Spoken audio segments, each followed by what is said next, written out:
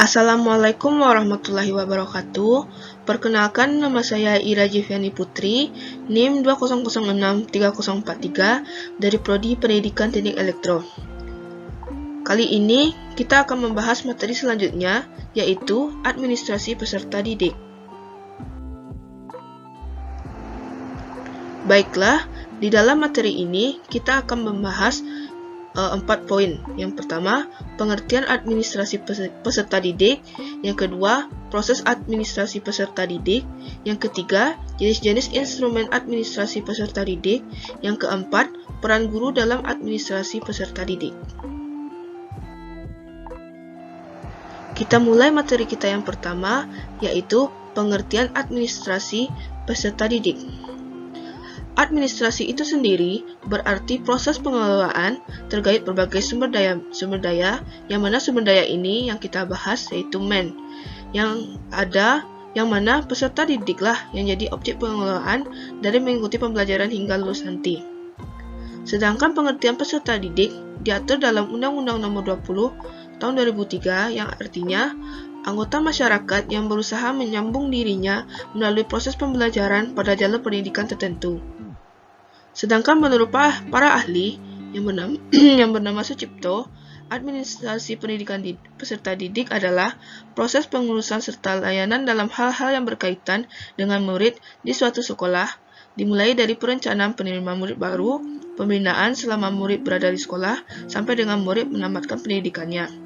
Jadi kita dapat tarik kesimpulannya, untuk pengertian administrasi peserta didik merupakan suatu proses atau kegiatan yang dilakukan terhadap siswa mulai dari perencanaan, penerimaan peserta didik sampai peserta didik menamatkan pendidikannya guna mencapai tujuan pendidikan secara efektif dan efisien.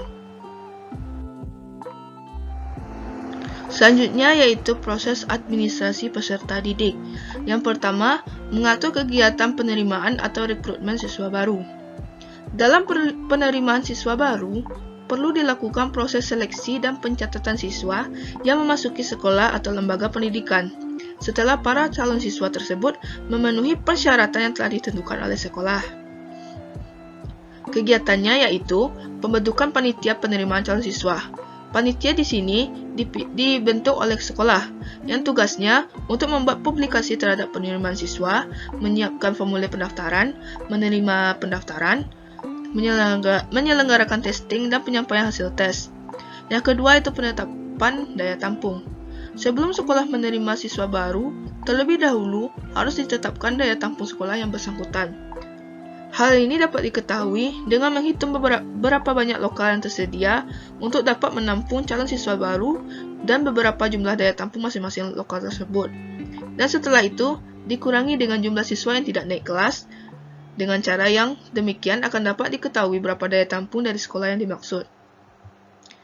Selanjutnya, dari kegiatan penerimaan ini yaitu penetapan persyaratan calon.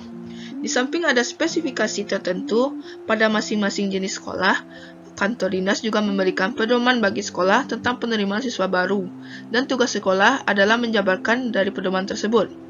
Secara umum, persyaratan tersebut adalah mencakup persyaratan umur, persyaratan akademik atau pendidikan, persyaratan kelakuan baik, kesehatan atau persyaratan keuangan. Beberapa persyaratan di atas harus dibuktikan dengan persyaratan yang bersifat administratif. Selanjutnya yaitu mengukur kegiatan orientasi siswa atau mahasiswa baru. Suatu sekolah atau perguruan tinggi harus untuk memperkenalkan potensi-potensi sekolah dalam membantu siswa atau mahasiswa untuk beradaptasi di lingkungannya. Kemudian harus memperkenalkan kepada siswa dan mahasiswa tersebut mengenai pengaturan disiplin, yang dimana orang-orang tergabung dalam suatu organisasi harus tunduk pada peraturan yang telah ada dengan rasa senang hati. Tata tertib yang dibuat merupakan salah satu alat untuk melatih siswa maupun mahasiswa dalam mempraktekkannya di lingkungan sekolah maupun di perguruan tinggi. Yang perlu diperhatikan dalam penerapan tata tertib ini yaitu bagaimana membuat siswa atau mahasiswa tersebut tidak merasa terpaksa dalam mentaati suatu aturan tata tertib, dan merasa bersalah apabila tidak melakukan apa yang tertuang dalam tata tertib tersebut. Kemudian dari tata tertib tersebut kita harus memperkenalkan kepada siswa mengenai ganjaran dan hukuman. Ganjaran adalah suatu yang diinginkan yang diterima oleh siswa karena mendapatkan prestasi berdasarkan usaha dan tingkah laku yang pantas. Sedangkan hukuman adalah sesuatu yang tidak diinginkan, namun siswa harus menerimanya karena tingkah laku mereka yang tidak pada tempatnya. Selanjutnya dari proses administrasi peserta didik yaitu pengelolaan kelas. Upaya mengelola siswa di kelas yang dilakukan untuk menciptakan dan mempertahankan kondisi kelas yang menunjang program pengajaran dengan jalan memotivasi siswa agar selalu berperan aktif dalam pendidikan di sekolah. Dalam kegiatan ini, guru harus dapat memotivasi dan mengendalikan kehadiran siswa dalam mengikuti pelajaran. Materi selanjutnya yaitu instrumen administrasi pendidikan. Instrumen administrasi pendidikan ini ada terbagi dua, yaitu secara manual dan elektronik. Kita masuk dulu terhadap poin yang manual. Yang pertama yaitu buku induk siswa. Buku induk ini merupakan buku pokok karena di dalamnya memuat sebuah informasi yang dianggap lengkap mengenai keadaan siswa. Informasi tersebut dapat meliputi identitas pribadi siswa sampai pada informasi mengenai nilai-nilai belajar yang diperoleh siswa selama belajar di sekolah yang bersangkutan. Yang kedua yaitu buku klaper. Buku ini berfungsi untuk membantu buku induk membuat data murid yang penting-penting. Pengisiannya dapat diambil dari buku induk, tetapi tidak selengkap buku induk. Kegunaan utama dari buku klaper ini adalah untuk memudahkan mencari data murid, apalagi yang belum diketahui nomor induknya. Hal ini mudah ditemukan dalam buku klaper karena nama murid disusun menurut abjad. Yang ketiga yaitu daftar presensi.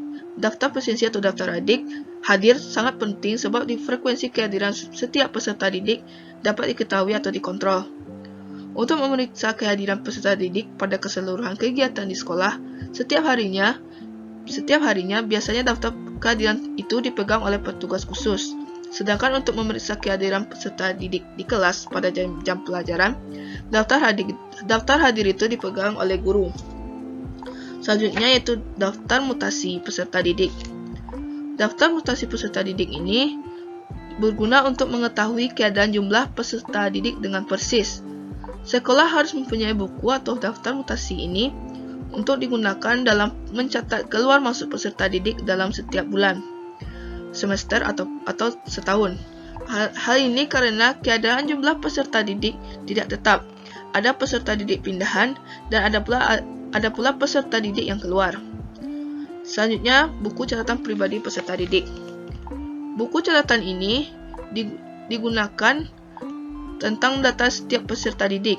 Buku ini berisi mengenai identitas peserta didik, keterangan mengenai keadaan keluarga, keadaan jasmani dan kesehatan, riwayat pendidikan, data psikologis, dan data kegiatan luar sekolah.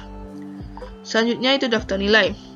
Daftar nilai ini hanya dimiliki oleh setiap guru bidang studi, khusus untuk mencatat hasil tes setiap peserta didik pada bidang studi atau mata pelajaran tertentu. Dalam daftar nilai ini, dapat kita ketahui bagaimana kemajuan peserta didik, karena setiap nilai hasil tes tersebut tercatat di dalam buku tersebut sebagai bahan olahan nilai rapor. Selanjutnya yaitu buku leker. Buku leker merupakan kumpulan nilai dari seluruh bidang studi untuk setiap peserta didik.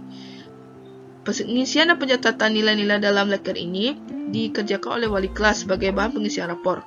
Pencatatan nilai-nilai dalam leker biasanya 1 tahun 2 kali, sesuai dengan pembagian rapor. Dan yang terakhir yaitu buku rapor, merupakan alat untuk melaporkan prestasi belajar peserta didik kepada orang tua atau wali atau kepada peserta didik itu sendiri. Baik, kita masuk pada instrumen administrasi pendidikan berupa elektronik, diantaranya yaitu buku induk siswa, buku klaper, daftar mutasi peserta didik, buku catatan pribadi peserta didik, serta yang terakhir daftar nilai. Nah, kita masuk materi kita yang terakhir, yaitu bagaimana sih peran guru dalam administrasi peserta didik. Yang pertama yaitu penerimaan siswa. Para guru dapat dilibatkan untuk ambil bagian dan ditunjuk menjadi panitia yang dapat melaksanakan tugasnya dalam penerimaan siswa. Yang kedua itu masalah orientasi.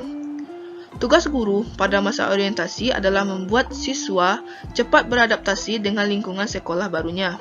Peran guru dalam hal ini sangat diperlukan, karena andai kata terjadi salah langkah pada saat pertama, dapat berakibat kurang menguntungkan bagi jiwa anak untuk waktu selanjutnya. Yang ketiga, pengaturan kehadiran siswa di kelas. Guru mempunyai andil yang besar dan diharapkan mampu mencatat atau merekam kehadiran siswa ini, meskipun dengan sederhana, akan tetapi harus lengkap dan baik. Data kehadiran ini dimungkinkan untuk bahan pertimbangan penilaian terhadap siswa, misalnya sebagai pertimbangan dalam menetapkan kenaikan kelas. Yang keempat, memotivasi siswa untuk berprestasi. Guru juga harus mampu menciptakan suasana yang mendukung hal tersebut. Hal ini dapat dilakukan misalnya dengan membuat grafik prestasi belajar siswa-siswanya. Dan yang kelima, sebagai model atau contoh bagi siswanya. Kedisiplinan sekolah atau kelas, peranan guru sangatlah penting, karena guru sebagai model dan menjadi contoh bagi siswa-siswa yang ada di sekolah. Itulah hasil presentasi saya pada kali ini. Jika ada salah dan khilafnya, saya mohon maaf. Akhir kata, billahi taufiq wal hidayah. Wassalamualaikum warahmatullahi wabarakatuh.